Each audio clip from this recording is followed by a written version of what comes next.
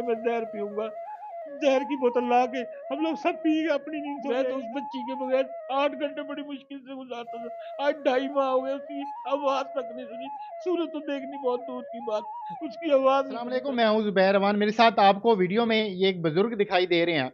इनके बेटे की पबजी के ऊपर किसी लड़की से दोस्ती होती है और फिर उस लड़की ने मुबैना तौर पर इनका पूरे का पूरा खानदान उजाड़ के रख दिया है और आज मजबूरन ये इस तरह वीडियो बनवा रहे हैं। क्या कुछ हुआ इनके साथ, ये पूरा मामला कहाँ से शुरू हुआ, आइए इनसे पूरी बात जानते हैं। सर, क्या नाम है? मेरा नाम खालिद महमूद है सर। भाई साहब, क्या हुआ आपके साथ? सर मेरा बेटा पबजी गेम खेलता है, इसके साथ एक लड़की ग्रुप में खेलने लग गई। वो लड़की 29 जून को मेरे पास बहावलपुर आ गई कि बेटा मेरा घर लेके आ गया। तो मैंने उससे इनकार किया कि बेटा मैं नहीं ये कर सकता। तो उसने, लड़की ने मुझे वास्ते देने शुरू कर दिए, ये आपको फिर मुझे इसकी वॉइस मैसेज सुनाए, वो मैं आपको प्रूफ दूंगा। वो मेरे पास उसकी वॉइस मैसेज हैं। तो मुझे मेरी मिसेज ने वो मैसेज सुनाया कि ये इतनी मजबूर थी, इसकी माँ ने इसके ऊपर तेजाब फेंका है, ये इसको मारती थी, ये कर। उसने इतना वो कर दिया कि हमें, उसने, जब आप बच्चों वाले हैं, जब आपके पास कोई वास्ते डालेगा तो आप मजबूर हो जाएंगे। सर जी, मैंने इस मजबूरी में 30 जून को बच्चे की शादी करवा दी उसके साथ। 29 जून को मेरे पास दो बंदे आ गए, एक हबीब गंडापुर, एक रमील अकबर, ये बंदा मेरे पास ऑफिस में। मैं हूँ किसी इदारे में गार्ड, प्राइवेट कंपनी का। तो सर ये मेरे पास आ गए। इस हबीब गंडापुर ने, तफ्तीशी ने पूछा कि आप के पास कोई लड़की है? मैं कहा जी है। डेरा से मिलकर, मैं कहा जी है। वो कहाँ है लड़की? मैं कहा वो अब मेरी बेटी है, हमें उनसे मिलवा दिया जाए। मैं कहा ठीक है, मिलवाते। शाम को मैं घर गया, मैंने उनसे कहा। उसने कहा रोने लगी, ये कर। मैंने घर वालों को ताले लगा के हम लोग लोगों के पास धक्के खाने शुरू कर दिए। इन लोगों का उस आपकी जो बहू बन चुकी थी उसके साथ क्या ताल्लुक था? सर जी ये है वो माया अली, जो मेरी बहू बन गई थी। ठीक है सर। उसके बाद मैंने 164 के बयानों के लिए अप्लाई कर दिया, कोर्ट में दरखास्त दे दी। इस बंदे ने, रमीज अकबर ने, कहा कि ये मेरी बीवी है, ये मेरी बीवी है। तो जब हमने निकाह करवाया था तो कारी साहब ने पूछा था कि बच्चा आपकी कोई शादी? इसने कहा मेरी कोई शादी नहीं। वो भी है मेरे पास वीडियो, क्योंकि वीडियो बनी हुई है कोर्ट में। तो इसने कहा कि मेरी कोई शादी नहीं, ना मेरा कोई। फिर इसने निकाहनामा लगाया, जज साहब ने पूछा कि हाँ जी बताएं। इसने पूछा इस बंदे से, रमीज अकबर से, कि भाई रमीज अकबर कौन? इसने कही मैं हूँ। ये तुम्हारी क्या लगती है? इसने कहा मेरी बीवी है। जज साहब ने कहा तेरी बीवी है, कब हुआ तेरा निकाह? इसने कहा 5/11/2016 को। जज साहब ने पूछा इसकी डेट ऑफ पैदाइश क्या है? इसने, ये है, रुक गया। जज साहब ने कहा इसकी एक एक 2003 की पैदाइश है, उस टाइम 13 साल की थी, ये नाबालिग थी। तुम नाबालिग बच्ची के साथ निकाह किया है? सर जी ये खत्म हो गई बात। जज साहब ने हमारा निकाह, मेरे बच्चे की 19 साल उम्र थी, लड़की ने बयान दिया कि मैं बालिग हूँ, मैंने अपनी मर्जी से शादी की है, मैं कशान महमूद के साथ मेरा अफेयर था, मैं अपनी मर्जी से, मैं घर से कोई चीज़ नहीं लेके आई। ठीक है, बयान हो गए, निकाह हो गया, शादी हो गई, आप उसको अपने घर में लेके आए। उसके बाद मामला कहाँ पे खराब हुआ? मामला सर कहीं खराब नहीं हुआ। हमने इस बच्ची को, इसने बहुत ज़्यादा अपने आप को एफर्ट किया कि हमें बहुत अच्छा सबूत करने की कोशिश की, कि हम पे इत्मीनान जमाया इसने, कि मैं जाता हूँ घर, ऑफिस से मुझे ला के पानी दे रही है, बाबा चाय पी लें, बाबा ये खाना खा लें। वो इतना कि मैं अपने घर वालों से भी ज़्यादा इस अहमियत देने लग गई, ये बच्ची बहुत अच्छी है, चलो इसके साथ जुल्म हुए, चलो इसको हम कमी इसकी महसूस ना होने दें। तो मैंने घर भी कहा कि यार इसको किसी बात पे, इसके आंख में आंसू ना आए। इतनी मैंने तरजीह देनी शुरू कर दी। सर जी ये वाक पे जाती है सुबह नमाज पढ़ने, नमाज फजर की नमाज पढ़ के, मेरा बेटा, ये मेरी बहू और मेरी बेटी, मेरे घर के सामने ग्राउंड है, वहाँ पे नमाज पढ़ते, घर पे नमाज पढ़ के उसके बाद ये वाक पे चले जाता है, उसके बाद मेरी बेटी स्कूल चली जाती। सर जी 2:10 को, 4:50 पे मेरा दरवाज़ा बंद हुआ बाहर का, कैचर वाला लॉक है, वो हवा की वजह से ना बंद हुआ।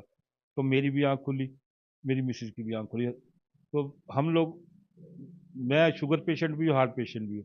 मैं वॉशरूम चला गया, मेरी मिसेज एक कमरा देख, दूसरा देख, तीसरा देख, तो जूती भी नहीं पहनी, सिर पे दुपट्टा भी नहीं। मैं बाहर निकला वॉशरूम से ना, मैंने कहा क्या हो गया, खैर है, पागलों की तरफ फिर रही हो आप? कहने लगी मुझे महम, मेरी बेटी का नाम है महम, जो, ये मेरी बेटी है। तो कहाँ गई, है ना सर? उसने कहा कि वो महम नजर नहीं आ रही मुझे। मैंने कहा ऊपर होगी वो। सर जी वो ऊपर के ऊपर भी नजर ना आए। ऊपर ये है मेरी बेटी महामली। तो सर उसके बाद उसने मेरे बड़े बेटे से पूछा कि कशा हसान, यहाँ पे महम तो नहीं आई? मेरे बेटे ने कहा नहीं मम्मा यहाँ तो नहीं है। तो मेरे तीनों मेरी दो बहुएं भी ऊपर सोई हुई थी, वो भी उठ गई। मैंने कहा मामा क्या, मेरे कशान से पूछा जिसकी ओबी से, उसने कहा माया भी नहीं है। उसने कहा मामा अंदर सोई पड़ी होगी। इन्होंने एक दरवाजा खोला, वहां भी नहीं। इसने कहा शायद दूसरे कमरे में सोई पड़ी, वहां भी देखा, वहां भी नहीं। उसने कहा, फिर ये जल्दी जल्दी नीचे आ गए। मुझे कहने लगे कि ये माहम और माया दोनों गई हैं बाहर, कशान तो ऊपर सोया पड़ा है। कशान भी मेरे सामने नीचे खड़ा था। मैंने फिर हसान से कहा, मैं कहा यार तू जा वहां पे ग्राउंड में, अगर वहां पे है ना, मैं कि इन दोनों को एक एक थप्पड़ लगा के घर लेके आ। कि आप लोग कैसे, आपकी जरूरत है अकेले जाने की बाहर, अंधेरा भी। तो सर वो वहां पे गए तो वहां पे नहीं थे, वो घर आ गए, तो उन्होंने कहा बाबा वहां तो नहीं है। मतलब वहां पे आपकी बच्ची और बहू दोनों नहीं थे? नहीं थी दोनों, नहीं थी। फिर मैंने बच्चे से, मुझे ऐसे डाउट हुआ कि यार ये लोग निकले क्या वजह, निकल तो नहीं गए कहीं। मैंने बच्चे से कहा, मैं कहा अड्डे पे जा, कि लारी अड्डे पे तो नहीं है। हालांकि उससे पहले मैंने कई दफा बहू से कहा, मैं कहा बेटा अब तो आपकी मम्मा मुझसे पैसे ले गई थी, तो आप लोग उससे बात कर लिया करो। उसने कहा नहीं बाबा मेरे साथ बहुत इन्होंने ज्यादती की है, मैं इनसे बात नहीं करना चाहती। अब सर मैं जबरदस्ती नहीं किसी को करा सकता। आपके कहने का मतलब है कि आपकी बेटी को आपकी बहू कहीं पे ले गई है? जी, ये तो फिर बाद में पता लगा सर, वो मेरे घर के साथ एक नुक्कड़ पे ना, चौक पे मेरा घर है, आगे कैमरा लगा हुआ है। मैंने उनको रिक्वेस्ट की, उन्होंने मुझे वीडियो दिखाई। तो 3:55 पे एक गाड़ी गुजरी है वहां से, लोग घर से निकल रहे हैं, मेरी बेटी और महा, वो क्या नाम है, माया, ये दोनों जा रही हैं चौक की तरफ। आगे गाड़ी खड़ी है, गाड़ी का गेट खुला हुआ है। मेरी बेटी जैसे वो गेट के पास पहुंची है, माया ने उसे धक्का दिया है, वो अंदर गिरी है। पीछे माया जल्दी जल्दी उसने गेट बंद किया, उसने भी गाड़ी में स्वयं मारा, वो जा वो जा। आज कितने दिन हो गए हैं आप अपनी बेटी को देख नहीं सके, आप उसकी आवाज नहीं सुन सके? सर 2.5 माह हो गए, 2.5 माह।